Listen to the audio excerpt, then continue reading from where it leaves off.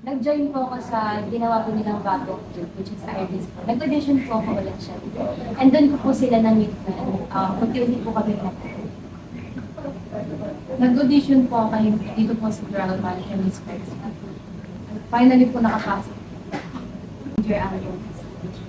Nakapasok po ako dito. Finally po. Hi, I'm Kali po. Nag-audition po ako kay Miss Bambi kasi I was being referred by a friend ko. Close friend of her po. Dito rin po ako nag-audition sa Salon Miss po. Tapos, nakilala ko na po sila leader. Ako po yung huling member na pumasok sa IRIS. Hello po, I'm Kisha Loren. Nag-audition po ako last December 2022 and recommend lang din po ako ng friend ng mom ko. So, ayun, nakilala ko po sa Hello everyone, my name is Ruby Rose. My name is Ruby Rose and I'm 17 years old. Na-discover po ako ni Miss Dean sa isang event po and tsaka niya po ako pinakilala kay Miss Bang. Shortly after po nun, nasa-sign na po kami ng Isang event po. So, event po siya ng spa po ng ate ko. Meron po kasi siyang sayo-sayo, tapos tsaka po ako nakita ni Miss Dean, then Miss And hi, I'm El Fernandez po. Bali, I'm a former part of Gandaras. Nag-discover po ako ni Miss Banks through, pasa-pasa po sa Facebook. Para nagkaroon po ako ng talent manager po na kaibigan ko lang din po. Tapos po nakita niya po yung post ko ni Miss Banks na looking for parang once po na maging partner na K-pop. Tapos ayun po, hanggang sa nag-usap-usap na po. And I'm the last member. Nagdadalas ka pa. Hindi na po. Anong grupong wala? Wala na po. Nakaburato siya. And now po, nasa, under na po ako ni Atty. Tupaka. Wala na po yung Ikaw yung pinipair dun sa anak. Siya.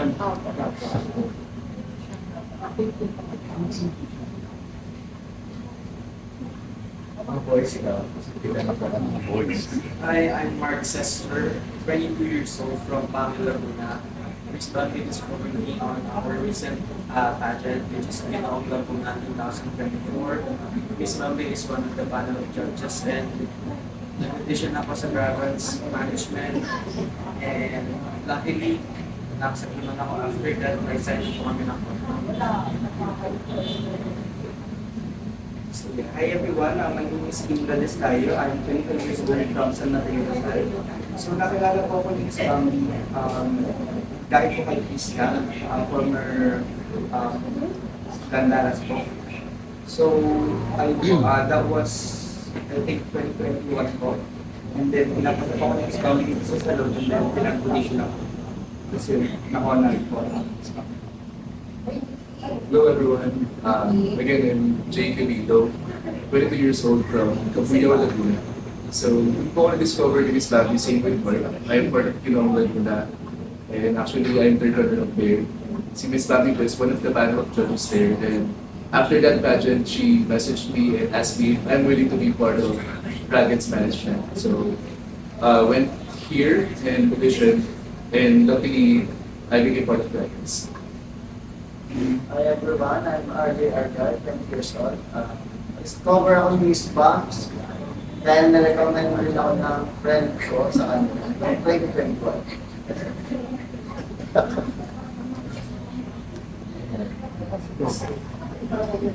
Okay. Narinig tanong ka. Okay, ganun na. Manila bullet from the Okay. Isang question na. Kapag pasok din sa showbiz at papasok na kayo sa showbiz, ano ang main goal niyo? Like gusto ba magkaroon ng serye, magkaroon ng pelikula, or recording, contract, magtrabaho sa Hollywood, or mga ganun. Mga ganun ba? Hollywood agad? Ano gusto nyo mangyari sa inyo? Yes, so. For now po, I'm really focused po on our group, which is Iris. Pero siguro po in the long run, since lagi nga akong pinag-ulit-ulit yung scouts, may time limit po talaga ang career po. So, I feel like siguro po after some time, pag po time na, Ano?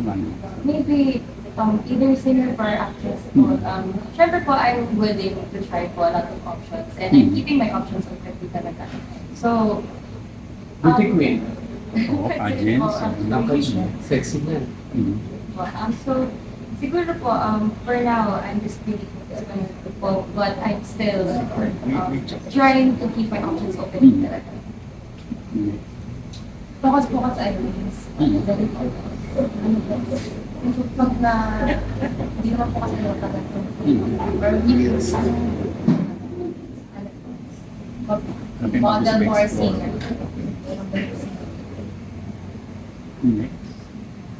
Kaya po ni Winona, syempre po, focus kami sa growth ng Anolis. Pero if we got the chance po na pumasok sa industriya, of course, gusto naman din po namin na magkaroon ng special place sa puso sa mga tao, lalo sa mga nagkakaroon sa amin. And we're not planning to outshine. I'm just willing to enhance or expand my character po kasi I'd like to see myself in a different character, which is simply yung nilook forward ko sa pagiging future actress. I wanna be a movie but I'm willing to take any opportunity. Actually po, since bata na po talaga, gusto ko na po maging actress. So ngayon po, pinuperso ko na po yung dream ko since sinusuportahan na po ng ako. Gusto ko po sana magkaroon ng lead role po or lead-up po. Maganda ka? Oh, thank you. Aim high. Oo, hindi na lang rando. Opo, sorry. Never wishful thinking. Correct. Oo. Yes po, gusto ko po talaga Nangangarap ka na magkaroon. rin lang rito. Opo. Gusto ko po talaga magkaroon na. And the sabi ko, yun po. Hi po again. Ako naman po ay gusto ko po na mas ma-challenge ko po yung sarili ko since sinabi ko na po sa sarili ko na parang stop na po muna ako sa pagpapalala. And also, pero willing pa rin po ako sa aking former grupo which is yung Gandaros. And now po, minamanifest po. Parang inaano ko po na magkaroon po ng sarili movie po and also teleserye.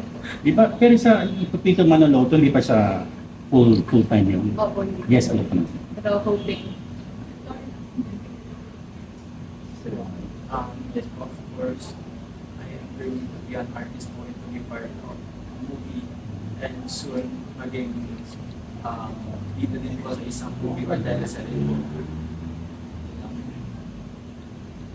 So, yeah, hi once again. So, open naman po ako sa opportunities like for acting or dancing and everything. Pero ang pinaka-main goal ko po siguro sa ngayon is ang pasok ng music industry. Makagawa ng sariling kanta at makakanta ng sariling kanta. Hello po. So right now po kasi, I'm in the midst of joining pageants pa rin. So after winning at the provincial pageant, I'm planning to join nationals. And since showbiz is new to me and dragons po talaga, I don't have any idea yet if ano po ba yung fit na role sa akin, but I'm really open for every doors of opportunities. So kung ano pong i-offer sa akin, like even EL man yan or lead actor or supporting actor, is really okay po sa akin kasi I'm really excited to be part of that role. Ako naman po, willing naman po ako i-explore lahat ng pagka-acting. Sexy role, very sexual or what. Pero ang pinaka-main ko talaga is Yan na si Bobby ha, sinabi lang na ano. Yes, pero ang pinaka-main goal ko talaga is magkaroon ng action. Kasi sobrang idol ko si Robin Talito. O Robby. Pero willing siyang gumawa ng mga bisexual movies. Kaya mo be eh.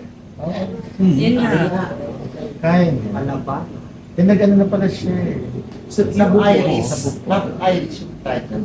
Iris, kasi ang I-R-1 Zebra.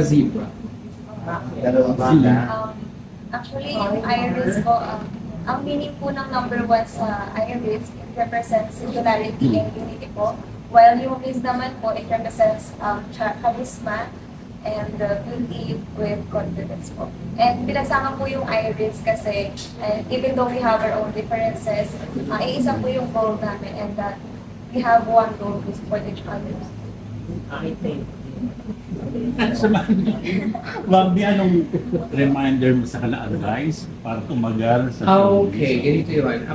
Sinasabi ko all the time, I always tell them, all of them, that you are all on equal footings. You have all the looks, you have the talents, but at the end of the day, the most important thing to do is to have that perseverance and the patience to pursue whatever goal you want. Kasi kung sisikat kayo, yeah, pwede, with your help, pwede kayong sumikat agad-agad. Pero ang tanong, ang longevity, Yes. kaya nyo bang tumagal? Nakapikita sa showbiz, hanggat kaya nyo.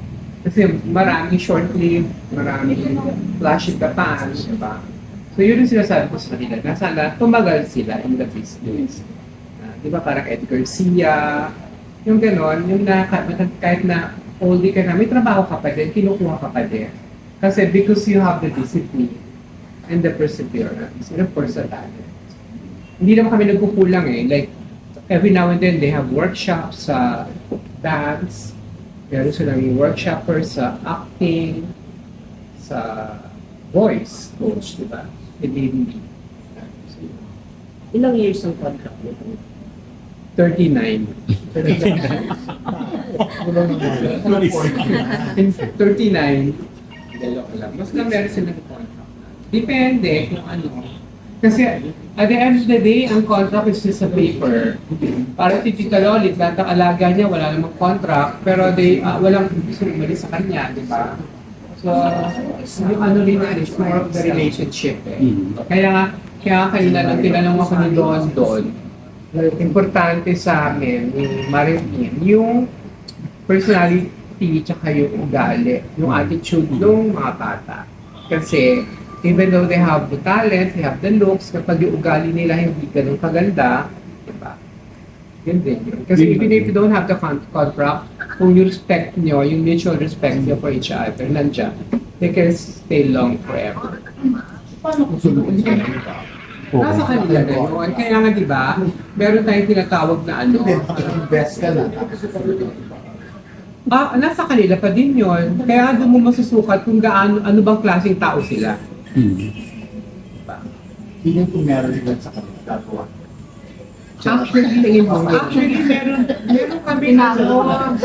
Actually, meron na kami pina-sign up na a few. Nangyari. Attitude agad, ano pa lang, hindi na sumipot eh. Niligwak na namin. Hindi na namin tinawagan. Babae tsaka lalaki. Ano yung mga pinagbabawal mo sa kanila? May limitations ba? Actually, yung jowa, okay naman yon kasi pwede sila inspiration, sana inspiration. Wag lang wag depression. Ngayon, yung siguro, not to be seen in places na hindi maayos. Dadaan mo na kayo ng salon, ha? Sana maganda kayo. Yun yung sinasabi ko sa kanila. They have to be seen always at all times sa kahit paano may konting make-up. Kasi otherwise, pagka hindi sila nakaayos, ang feeling ng tao, parang ordinaryo lang sila. Ba't namin sila idolize? Pareho lang, kamukha lang kami, gano'n. Diba? So they have to have something na pwedeng, hindi naman kaingitan, pwedeng hangaan ng mga fans nila. So bukod sa talent, talagang attitude. First and foremost, attitude naman talaga, di ba?